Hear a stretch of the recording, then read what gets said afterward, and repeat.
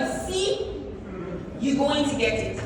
So taking it back to this visualization exercise, it's important for us to allow our young girls or girl child to be able to dream, to be able to visualize, and to be able to see even beyond what we think is possible for them. Regardless of the socio-economic status, regardless of our income as parents, regardless of our race, regardless of where we grew up, regardless of whether we grew up in the city or in the village, regardless of the marginalization that happens in the country, it's very important for us first to allow our girl child to visualize a good dream. Because if they cannot dream, they will never be able to achieve. Let's take an example of a cell phone. Nina, where's Nina? Nina, how many of these phones can you recognize? How many have you ever seen in your life? From which generation have you seen any of these? I know some of us go back to 1876. I have some 1876. Nina, how many of these have you seen?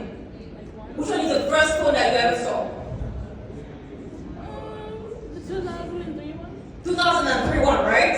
Where's 2003? Yeah, I think that was a BlackBerry. Anyone here used to have a BlackBerry?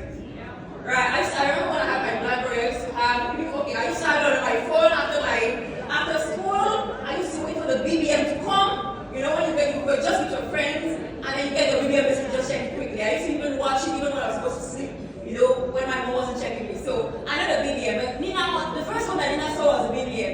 Whoever saw the 2002 one, the flip one? The flip one, right? Okay, that's the C one thing, we also flip one. Okay, alright. Okay, whoever saw the 1973 one? Please, I'm not asking to ask for your age. You know, you can see it on TV. Whoever was there during the era of the 1973 phone? Nobody? You? Okay, you've seen it at least before, right? Now, why am I taking you back to this example? Alexander Graham Bell is coined as having been the one to create the first telephone.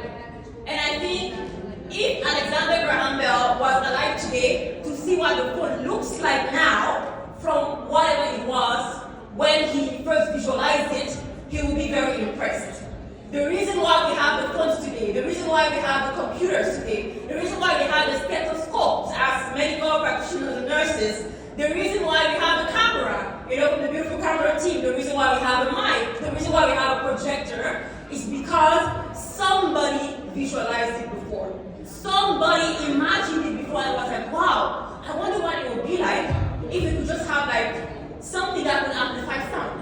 Or I wonder what it would be like if instead of me walking kilometers to go and announce the news, or instead of me screaming in the village, I could just call. I wonder what it would be like if somebody could just, if you could send information to somebody else via the internet. Somebody visualize whatever we are using today to make our lives better. So it's very important for us to allow our children to visualize. And I think a lot of times, what I've seen, at least in my African parents do, I don't know if it's the same across all the cultures, is that a lot of times parents are afraid to let their children dream because to them they feel like it's not possible because it wasn't possible for the parents.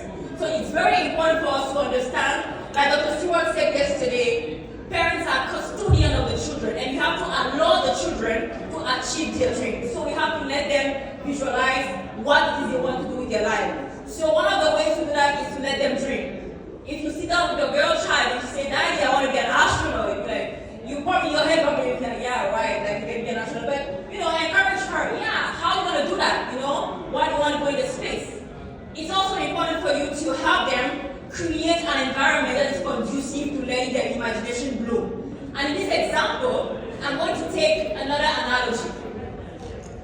When I was growing up, it might be the same here in Canada. I don't know about the education system in Canada. I grew up in Cameroon, Africa. But when I was growing up, my mother made it a mission to ensure that we went to private schools. Obviously, private schools are more expensive. Obviously, private schools require, more money, more follow-up, and it's like if you don't pass, most likely they're going to kick you out, right? But the reason why she did that is because she knew that in our country, the public school system, I say specifically in our country, okay, the public school system was not good enough for the children to get individualized care. which means you might be in a classroom where you have like 100 students, and you have one teacher. And most likely the teacher is a new university graduate, maybe she's 25, and she has to deal with those teenagers with all their hormones shooting through the roof. So you already know the experience is not necessarily there. When she comes in front of the class, those young boys looking at her and start to suit her. They start to make comments about her, so you already know it's not the same as if you have like a mature woman who has dealt with students before and can really correct them as they need to do it. So my mother, even though it was very expensive, she ensured that we were in a different environment.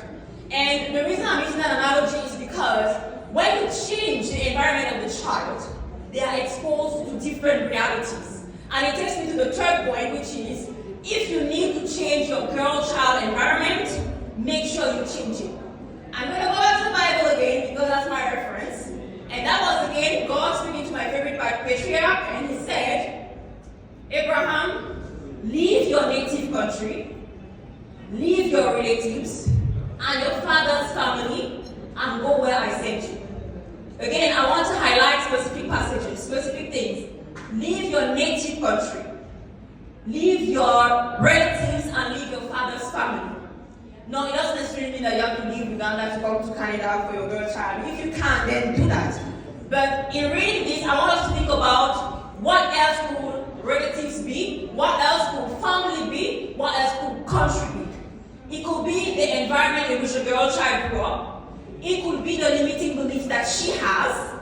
It could be the neighborhood in which she is, where maybe they don't have what you want her to have, and she's exposed to negative things. And the reason why I want to highlight this is because sometimes for you to allow your child to see beyond what she can achieve, she needs to move. She needs to move from where she is. Now let's say that you are living, actually let me give you an example. The business coach that I was also following said in one of his videos, I really need to share those videos with you all, but I think they are just in French, so if you speak French, maybe you will understand them.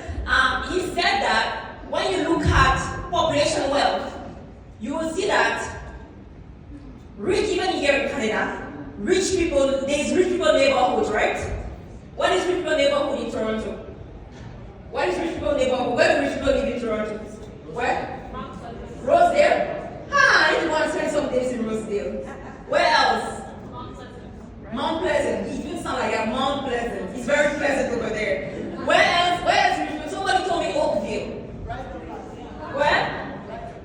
Where?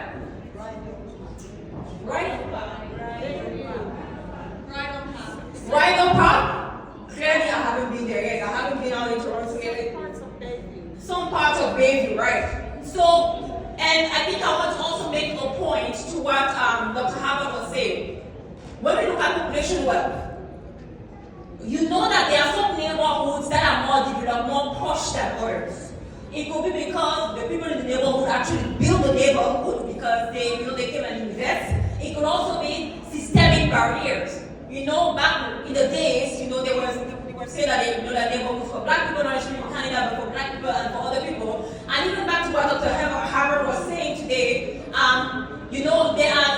there are ways, the places where we live or we allow indigenous people to be, sometimes we don't invest as much resources in those places, and as such, they are not able to develop their communities. So sometimes, for you to be able to see a different reality, you need to get out of your comfort zone. You need to get out of your neighborhood. You need to get out of the beliefs that you have. You need to get to a place, physically and mentally, where the people who have what you have are. So you need to move.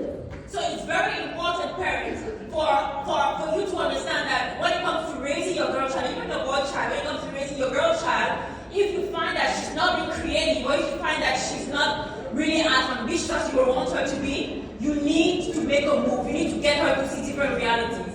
Because we are the product of an environment,